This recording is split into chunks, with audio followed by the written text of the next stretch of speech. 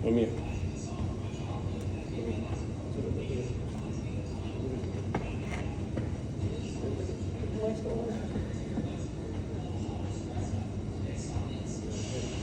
Right hand lang tayo. Right hand. Pero, balik mo muna.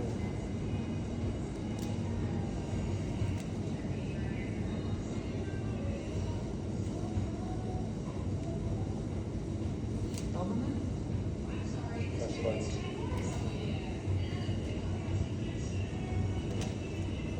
Second. Wala. Wait, welcome to your leg again.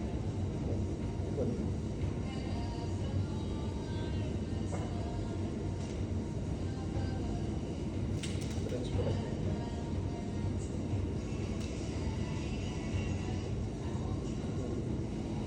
Shoulder rotation naman yung ganda.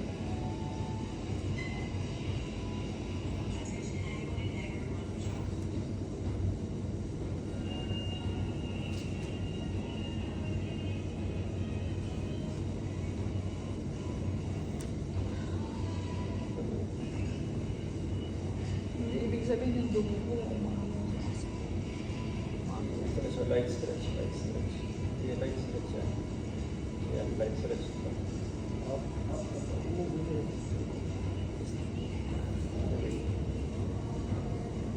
Parang medyo katang ulikot. Spine.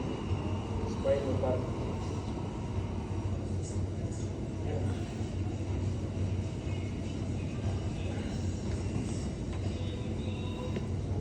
upo ka muna.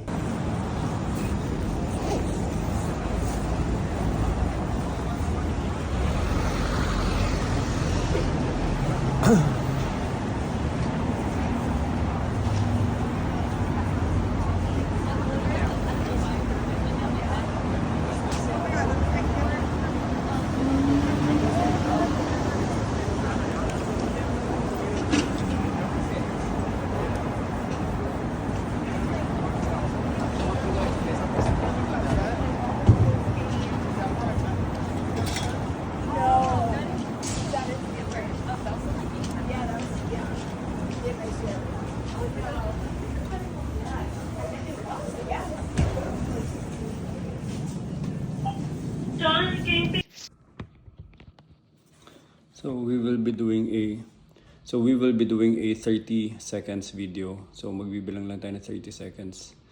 Hopefully gumana na siya kasi ang tagal ko na itong ginagawa. Tapos right now the app is struggling. So dapat hindi siya nag-struggle kasi nahihirapan din tayo. Hindi siya ganun kadali. Hopefully makagawa tayo ng mobile workflow na kung saan mas madali tayo makagawa ng content. AI generated a lot of contents here in the US. Let's take advantage of the IP address here. It's very hard to establish an IP address. And hopefully naka-record na tayo for 30 seconds. In 10, 9, 8, 7, 6, 5, 4, 3, 2, and 1. So hopefully may natutunan kayo.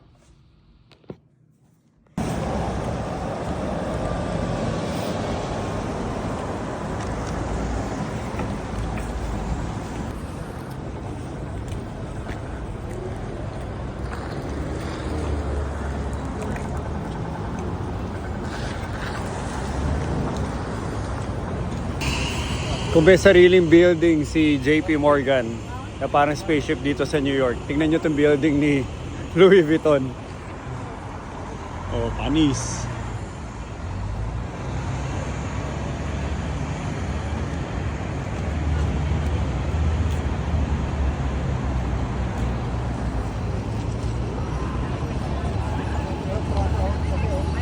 Ganda. So ito, Bulgari and Prada building. Across the street, kalaban nila to. Louis Vuitton building.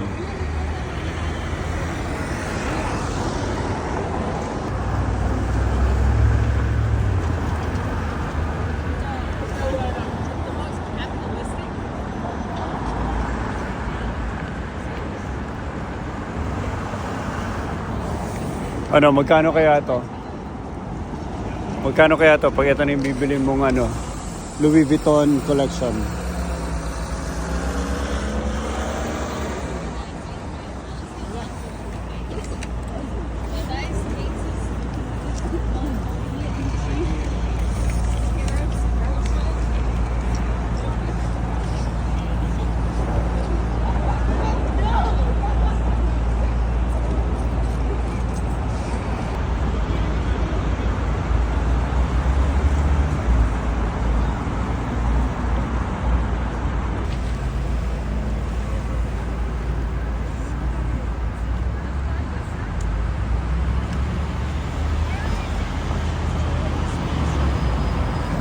Grabe attention to detail niyo. Pag naka-zoom in ako, kasi makikita mo talaga na parang bag lang siya.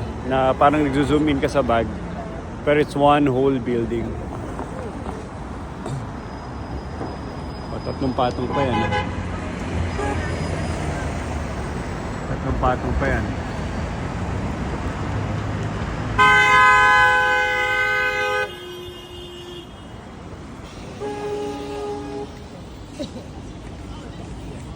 Ito, lalaban din si Bulgario.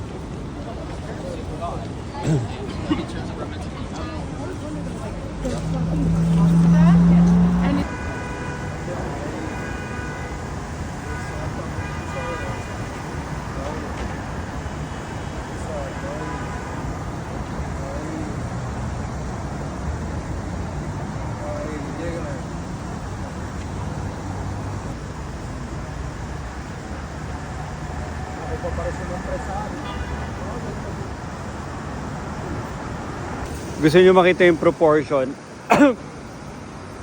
Gusto niyo makita yung proportion ng Louis Vuitton building kung gaano siya kalaki?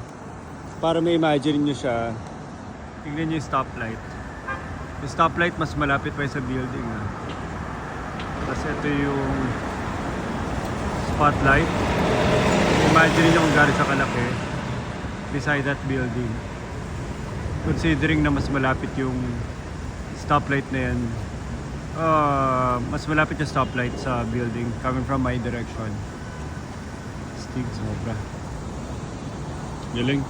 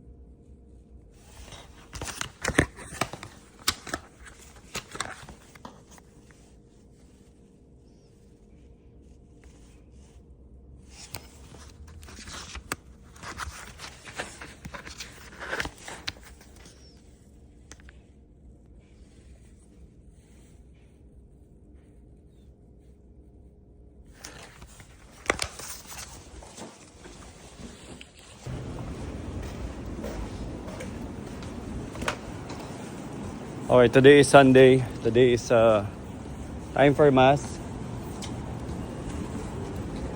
And we are late. Ito na, actually mainit yung weather. Papatanggal ka nga ng jacket eh. Pwede ka naka-t-shirt lang today. Tatanggalin ko nga yung jacket mo. Okay, so today is Sunday.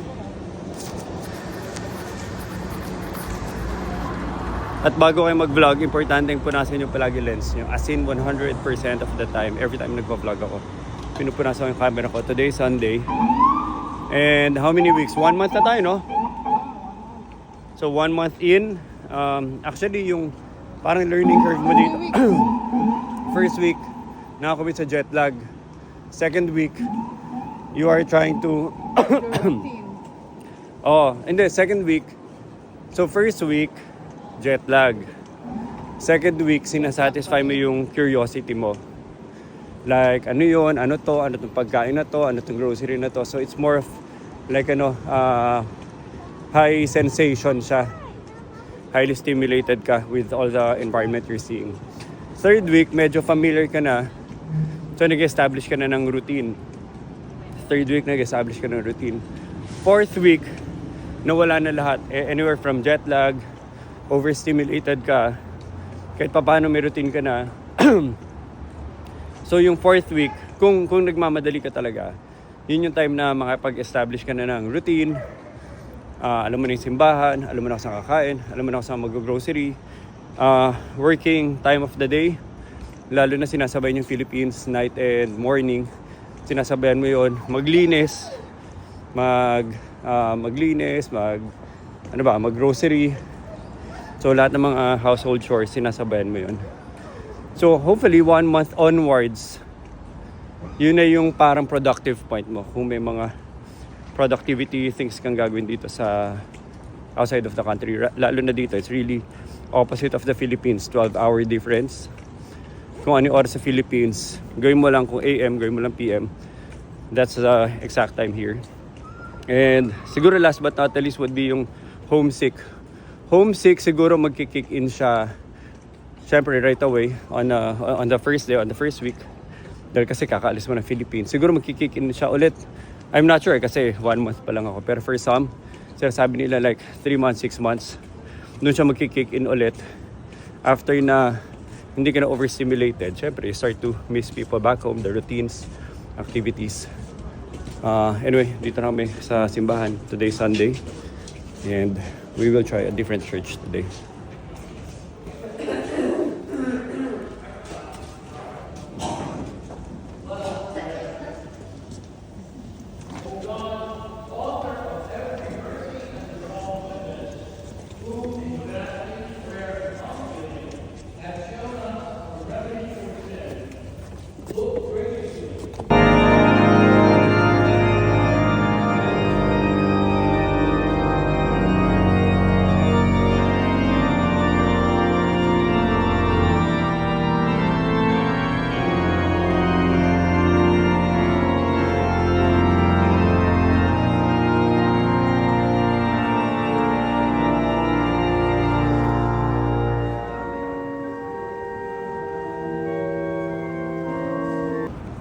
So another Trump building dito. Trump World Tower. Tingnan nyo gano'ng kataas. Gano'ng kalaki. Wow! Iyan, kayo na mami.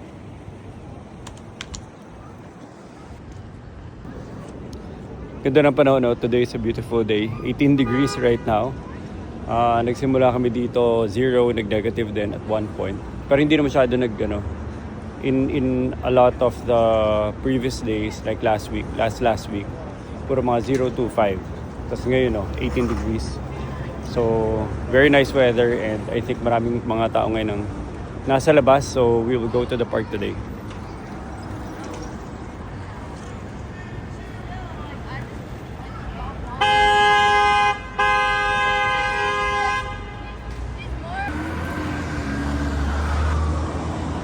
Today is Sunday and ganda ng weather. So we're just gonna walk all the way to the park, Bryant Park.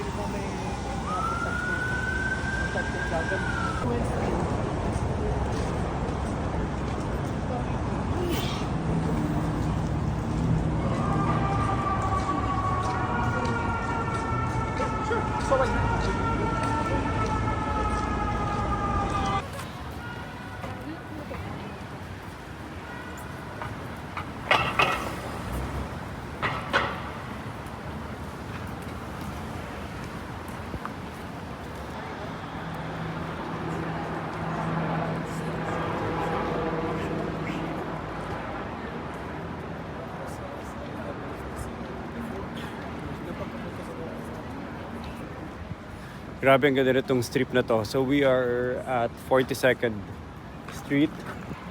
42nd Street, sobrang impressive yung mga buildings dito. Pakita ko sa inyo one by one. Hindi ko lang alam yung mga names ng mga buildings. Pero if you look at the architectural design, tsaka yung mga building aesthetics niya. Ito, pakita ko sa inyo specifically. Ganyan itsura niya all throughout. That's the design spirit of the building.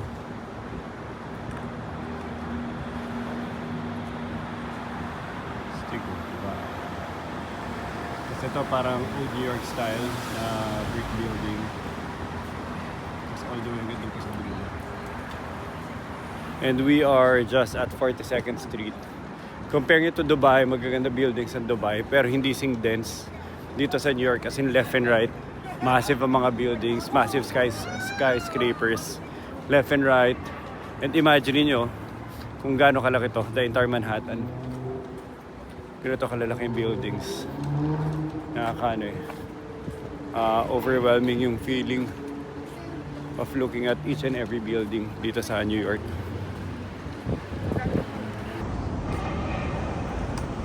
Okay, kung nakita natin yung JP Morgan building, mas bago ng JP Morgan building pero equally impressive itong Wells Fargo building. So papakita ko sa inyo, may nag-request ng Wells Fargo building. Ito, papakita ko sa iyo ang Wells Fargo building. Wells Fargo building. Just tignan yung gano'ng ka-impressive, gano'ng ka-massive. At alam nyo anong napaka-interesting sa kanya? Tignan nyo yung texture ng building.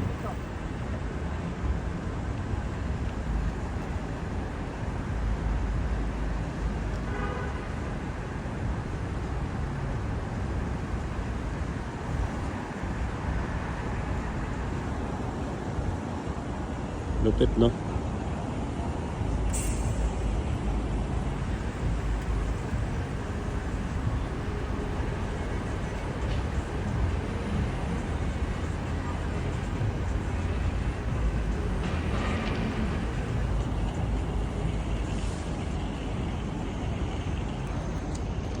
Ganda. Buti na nadaanan ko. So, naalala ko lang yung nag-message for Wells Fargo. Ito. Ito yung video para sa'yo. So, shoutout nyo lang kung yung next building na gusto nyo. Left and right. Kanya-kanyang parang flagship buildings dito. Hindi flagship products, flagship buildings. Ito naman, old style brick building ng New York.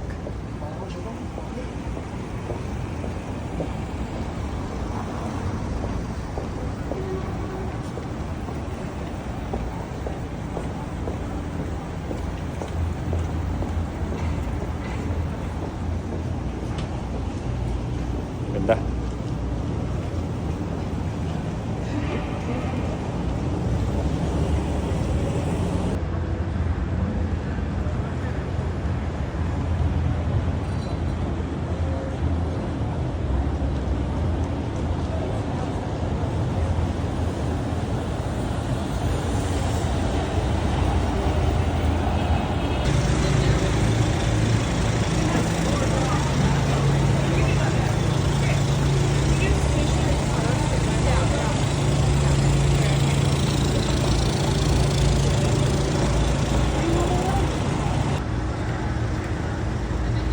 MetLife building. Pag nandito ka, parang ang mga celebrity sightseeing would be mga buildings kanya-kanyang flagship buildings, flagship towers ng iba-ibang financial institutions, global financial institutions. Makikita mo dito left and right. So, parang magiging part siya ng ng tour destination. Katulad nito, kanya-kanyang impressive buildings. MetLife.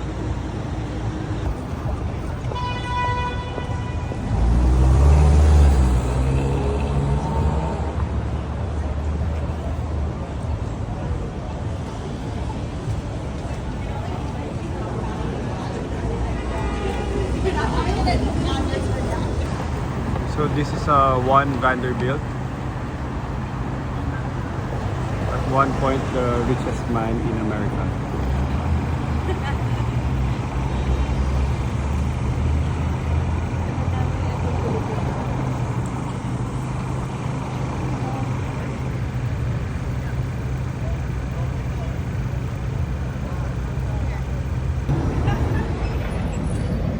Work Permit, Department of Buildings.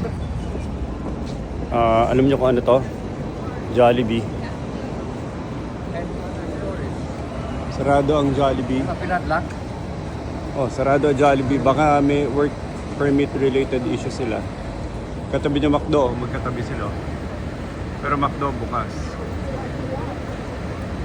Jollibee. Napadlakan. So, hindi ko lang alam kung anong reason. Baka alam nyo, let me know.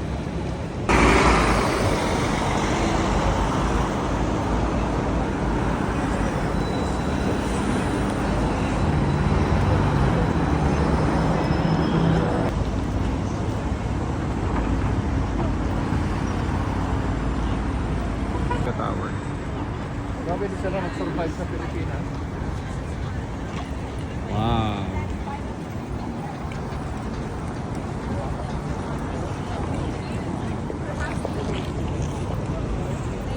Kasi ito Salesforce. Kung gumagamit ka ng Salesforce CRM, ito yung Salesforce. Kasi ito yung Bank of America.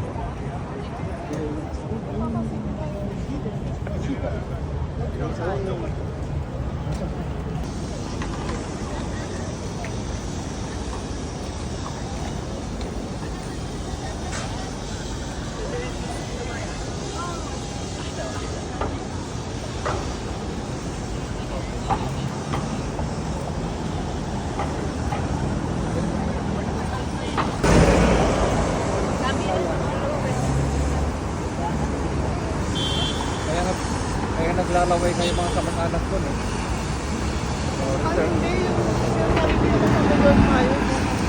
Dito tayo sa Bronx, so tignan mo. Ibang-iba na rin, oh. Ito mo. Grabe yung dumi, grabe yung kalat.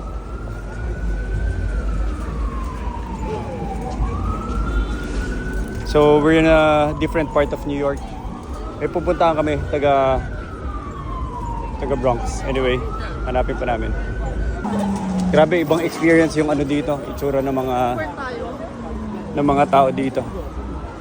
Medyo mas nakakatakot. Bronx side. This is the Bronx side. Mga gentrified area na to. Akit tayo doon.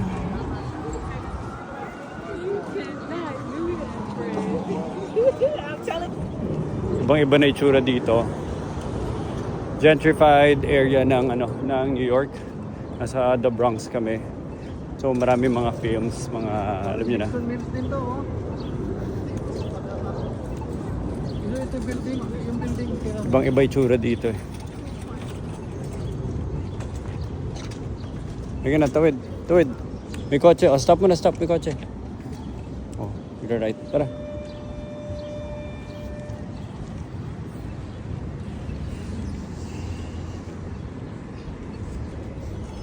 Ibang-iba na. So, pag nag-New York ka, huwag ma-expect na yung buong New York, itsurang Manhattan. Parang BGC.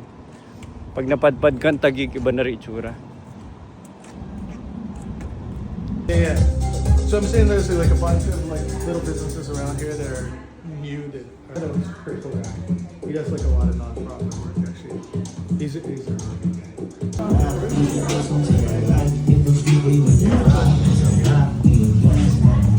The owner's actually pretty cool. So you've met almost all of the owners for the store? I've been here 4 years. Right? Yeah.